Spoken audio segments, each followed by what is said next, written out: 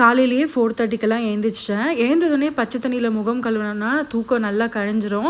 இவ்வளோ சீக்கிரம் எழுந்திரிச்சு என்ன செய்ய போகிறேன்னா லஞ்ச் பாக்ஸ் பேக்கிங் தான். நைட்டே வந்து கிச்சன்லாம் க்ளீன் பண்ணிட்டு தான் படுத்தேன். ஸோ முதல் வேலையாக லஞ்ச் பாக்ஸ் கழுவி வச்சுருந்தெல்லாம் எடுத்து டைனிங் டேபிளில் வச்சுட்டு ஹஸ்பண்டும் எழுந்துட்டு இருந்தார். ஸோ அவருக்கு வந்து ஏபிசி ஜூஸ் வந்து போட்டு கொடுத்துட்டு அதுக்கப்புறம் இன்றைக்கி சமைக்கிறதுக்கு தேவையான காய்கறிலாம் வந்து ஃப்ரிட்ஜிலேருந்து எடுத்து வச்சுட்டு அரிசி பருப்பெல்லாம் வந்து ஊற போட்டு வச்சுட்டேன்.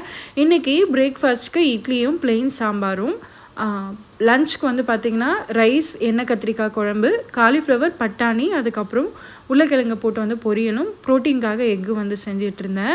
ஸோ இங்கே வந்து பார்த்திங்கன்னா எல்லாருமே ஸ்கூல் போகிற பசங்க கொஞ்சம் ஒரு சில வீட்டில் இருக்கிறதுனால காலையில் அந்த வீட்டில் மட்டும் குக்கர் விசில் வந்து வந்துட்டுருக்கோம்.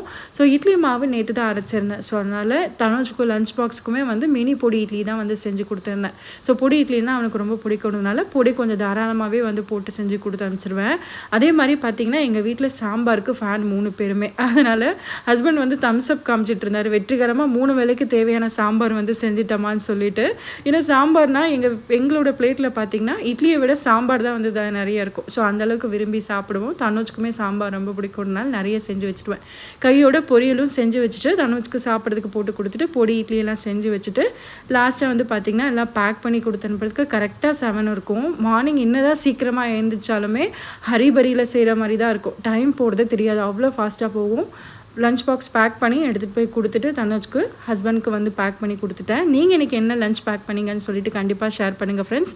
இந்த வீடியோ பிடிச்சிருந்தோம் லைக்